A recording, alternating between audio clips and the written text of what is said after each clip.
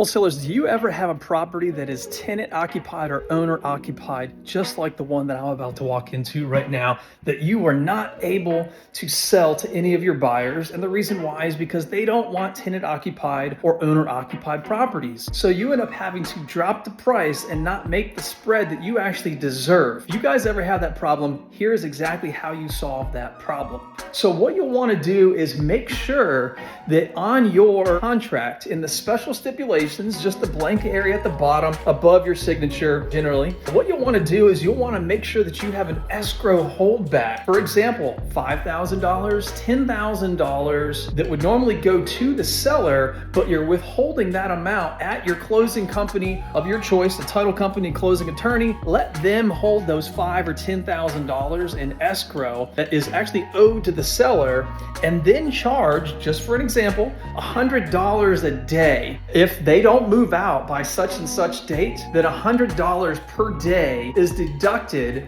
from that escrow. Now, what that'll do for the buyer is that'll actually protect the buyer, because let's say the seller was supposed to move out 2 weeks after closing and they don't. Let's say it takes a full month. So that's an extra 2 weeks right now of holding costs that investor is having to front. And so by having that $100 a day in escrow will actually help offset or completely offset, and then maybe even leave a little bit of profit for that investor. And so that's exactly what we had to do on this property right here. I actually held back $5,000, and that owner was supposed to move out within 2 weeks, and she didn't. It took her 50 days to move out. So guess what? $100 a day, 50 days, $5,000. She depleted the 100% of her escrow that she had, that she could have kept if she just moved out in the first 2 weeks, but she didn't. So guess what? That protected me. That allowed me to buy this house that you see that I'm walking through right here, that I'm gonna rehab and turn into a flip